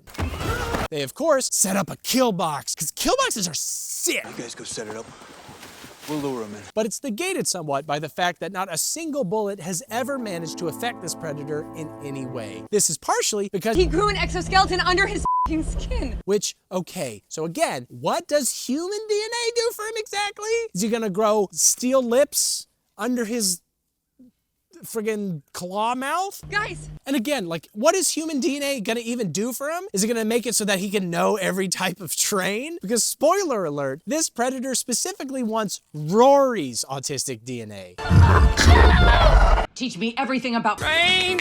And to that end, the Predator kills two of the crazy guys and the mean fed, and then grabs Rory and runs away with him to suck out his DNA? Notably, he does not finish off Sniper Daddy or try to grab an autistic kid that maybe doesn't have a professional killer for a dad. I'm sure there's an accountant dad out there who's gonna give you way less of a headache than this. Is this the only autistic kid on Earth? I don't understand. He's working so hard to get this one, but there are surely other people that would be easier to get, whose dads are not elite snipers. I know, son. But if all your friends were named Cliff, would you jump off them? No! I don't think you would. And indeed, Sniper Daddy, Moonlight Man, and the Hispanic hero hop on the Predator's ship in midair, but a force field is activated, which Daddy ducks under, but Hispanic guy gets halved by, and Moonlight Man is unaffected by, although he does moonlight himself into the ship's engine to bring the thing down, which he is affected by that pretty dramatically. Now they're fighting in the jungle, and Olivia pops up invisibly out of nowhere to help, but did she drink the ball? I thought Rory had it last. Did she suck it out of Rory? Maybe you just have to hold on to it, but the sniper swallowed it and then shit it out later and handed it to his son. 5 long years he wore this up his ass. Who handed it to Olivia Munn at some point. Also, the ship flew like 100 miles away from the cliff that Munn was on. How did she get to this crash site so freaking fast? Like everything else in this movie, it's unclear. But oh hey, also that lobotomized hog shows up out of nowhere, carrying a random explosive weapon, and the kid activates the ship's force field at just the right time to blow off the Predator's arm and allowing Sniper Daddy to load the explosive into the weapon that's on the severed arm and shoot it at the rest of the Predator, which finally kills him. Forget learning how to defeat the Predator by observation and smearing mud on yourself. Instead, let's just set up an absolutely insane series of Rube Goldbergian events like accidentally lobotomizing a hog that becomes friendly and drags a random alien weapon God knows how many miles to a crashed spaceship just in time for an autistic kid who intuitively knows everything about unknown alien tech to activate a force field thing that rips off the arm holding the thing that can fire the weapon, and there's only enough time for this to happen because an inexplicably physically gifted scientist found an invisible ball thing and ran 100 miles to be a distraction. You guys with the wrong movie. Even all that is underselling it because I haven't really hit home how many things just happened because why not happen? Where did they get the RV? Where did they get the cop car that they had at one point? Where did they get the money for the hotel? How did they beat the Predator to the sniper's house? How did they lobotomize a hog on accident? How did all this insane alien tech make it through customs entering America by way of Mexico? How did they find a news helicopter? Why did the Predator 2 just not kill them when it could at the middle school?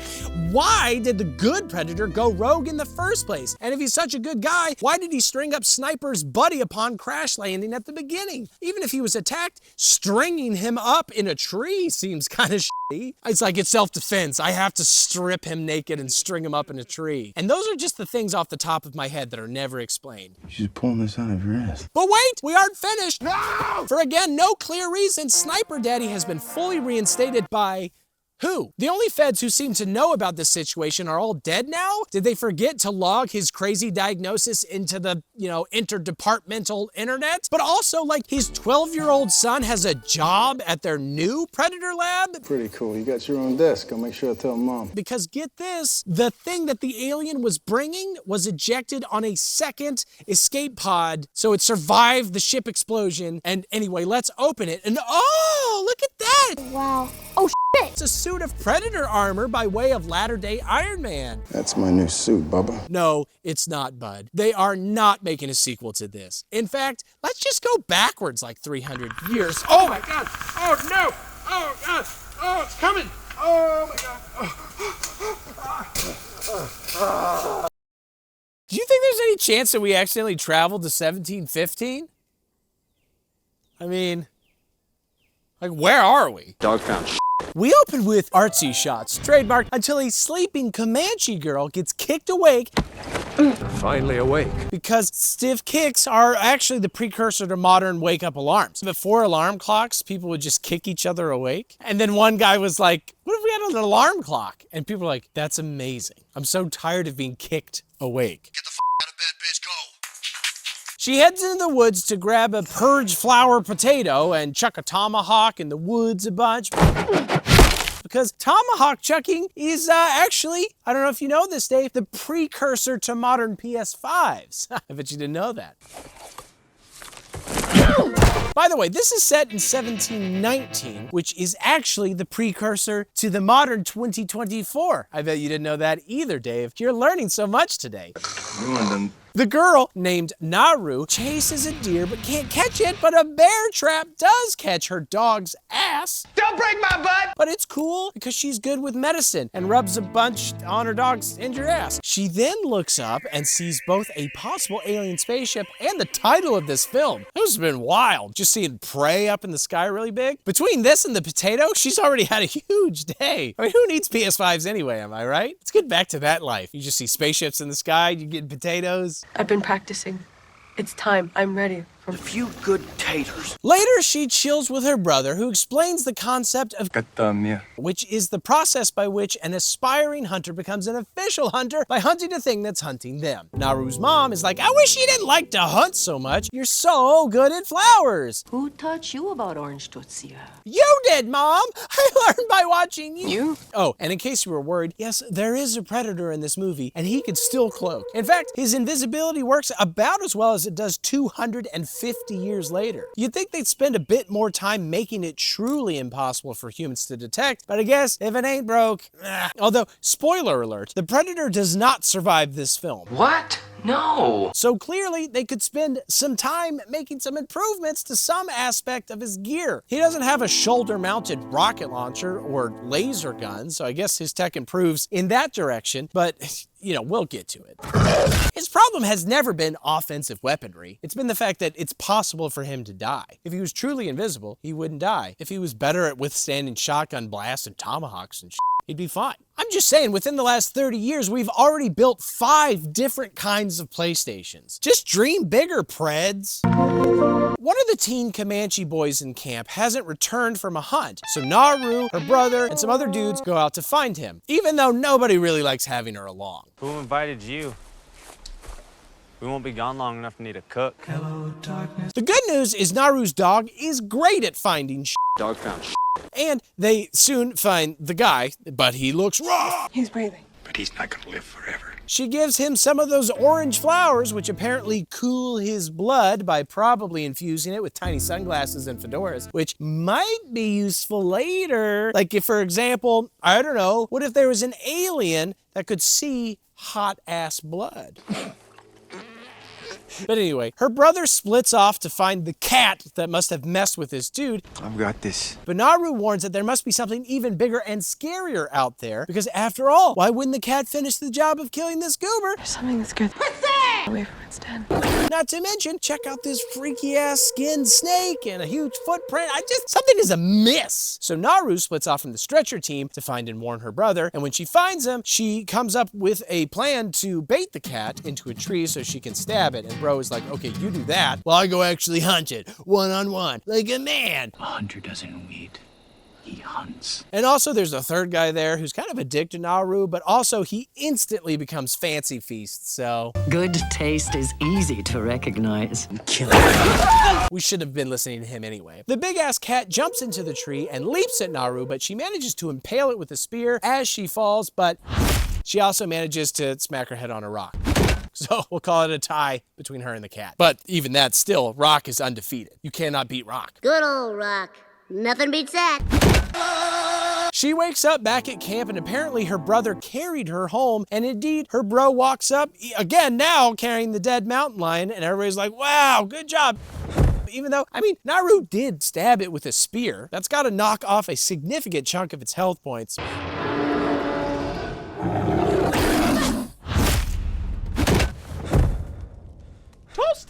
But it's the same in real life. It doesn't matter how much you prime the pussy, the last one to get it gets all the credit. Right, Dave? What? You tried it. You just... You couldn't bring it home. Naru is still like, but I'm pretty sure there's something else out there that's worse, like maybe an even bigger cat, a radioactive tabby. So she heads off into the woods. Far, beyond the ridgeline. And to pass the time, she upgrades her tomahawk with a retrieval rope and uses it to kill her an entire brace of conies, which as we all know, should be cooked in a pot full of horsey sauce. Similarly, the Predator, whose heat vision is way clearer now than it will be in 1987 somehow, kills a wolf. Which, like, wow, cool, but also he does it while invisible. Like, wow, what a pansy. Like, I could kill pretty much anything if I was invisible. The only reason Dave is alive right now is because he can see me coming. But one day, Dave, technology is gonna catch up to my aspirations. I'm gonna get you. Naru continues on and encounters a bunch of skinned dead buffalo and falls into some quick mud that she's able to escape thanks to her upgraded tomahawk. Woo! Except, oh no! She sees a friggin' bear, and though she tries to pop it with an arrow, her wet-ass bow snaps, forcing her dog to be the hero and be like, yo, over here, you big dumb Winnie the Pooh looking honey-sucking bare necessities piece of shit. The best part of the Revenant was when you died. Oh my God, he flew! Until she can repair her bow, shoot the bear. Oh shit, get the out of here! No, that doesn't work either. So she's forced to crawl into a beaver dam to hide, which initially doesn't go great. But then the invisible pussy-ass predator shows up and goes hand-to-hand with the bear and kills it. And maybe drinks its blood? Ew. Naru swims away, which is smart, but immediately runs into some boy Comanches who are like, your brother sent us to bring you home. And she's like, no. And she beats the shit out of one of them, but eventually they catch her and they tie her up.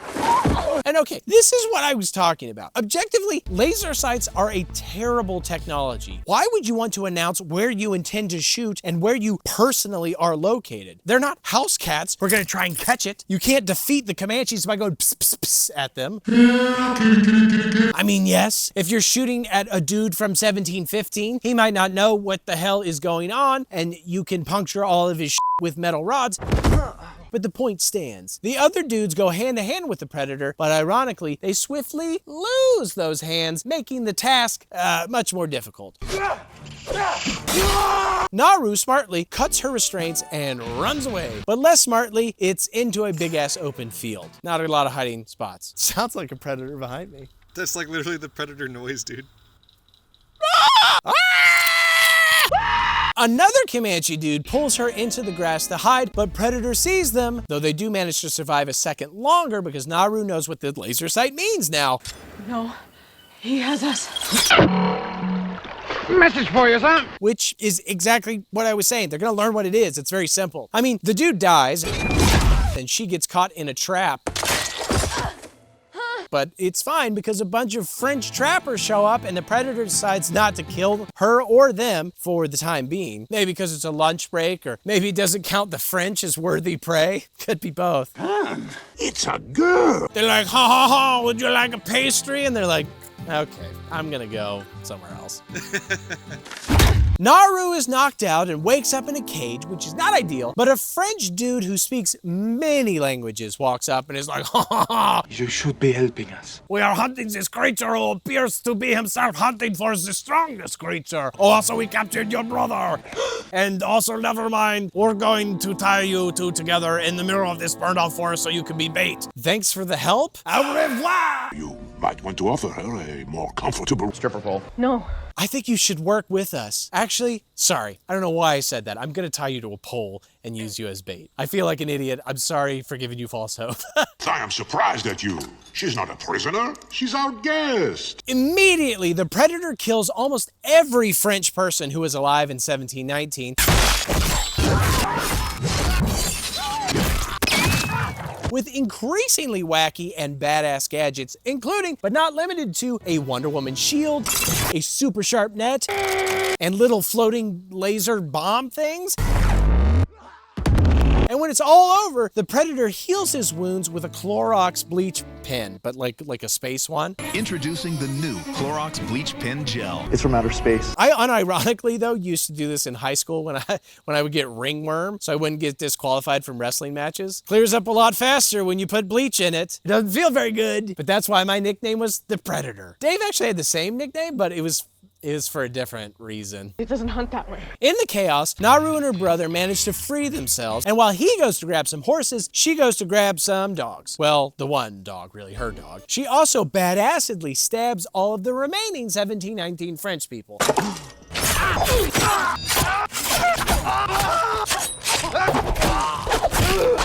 Did you see that? And let me tell you, this movie rips. It does a really intelligent job of finding some sort of unique weapon or hook, in this instance a tomahawk on a string, earlier an alien James Bond loaded with gadgets, and to build set pieces around them. It's good stuff. I don't know why more movies don't do that. It's like you just come up with one thing that's cool, and then you build a whole fight scene where it just so happens that that cool thing would be very useful, and then it'd be cool. This is Jackie Chan's entire filmography. It's like ladder in a factory.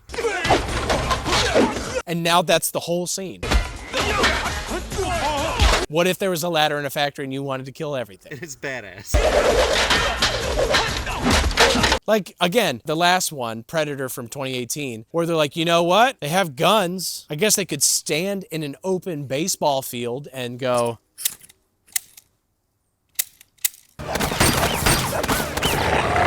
You're making an action movie. Have fun. I don't know. Tomahawk on a string is not something that you only discover at the end of your life as your greatest idea ever. You're like, tomahawk on a string, oh my God, right in there. It's a very simple idea, but it's sweet. It's also like the Christopher Nolan thing, where he's like, all right, time goes backwards. What are we gonna make cool in a fight scene where time goes backwards? This is the whole problem with the Expendables. All of their set pieces are 58 dudes going, and you're like, I get it. I mean, I've seen guns. Remember this at Christmas! The polyglot Frenchman has become a unipedal Frenchman and is like, ha ha ha, help me. If you help me not die real quick, I'll teach you how to shoot my pistol. And she's like, fine. And she makes him pound orange flour and observes how the Predator doesn't seem able to see him when he fakes dead. I can't see him. The Predator can, unfortunately, still hear him scream about baguettes or chain smoking or whatever. He's like, oh no! I want the baguette! Predator's like... Her bro shows up then, knocks the Predator's helmet off, and Naru, ever the observer, notices that the Predator's homing bolts track to the helmet's lasers. Again, another thing that's great about this movie is the thing that's not in enough even horror movies, which is that the protagonists are devising a way to defeat the invincible monster based on observation. They observe its tactics and its weaknesses, and too often in movies it's just like, what if we used bigger and then even bigger explosions, or harder and even harder stabs, until Jason Voorhees gives up and dies for like 12 hours until we make the next movie. After careful consideration, I've decided... It's a great plan. Too rare is a movie like The Quiet Place where they finally figure out that monsters can't handle feedback or whatever. Note, this doesn't apply to the Leprechaun movies, which they do technically do that, but it sucks. They're always like, oh, we've learned its secret, and it's the worst secret. It's awful. They locked us in there to sacrifice us to a leprechaun.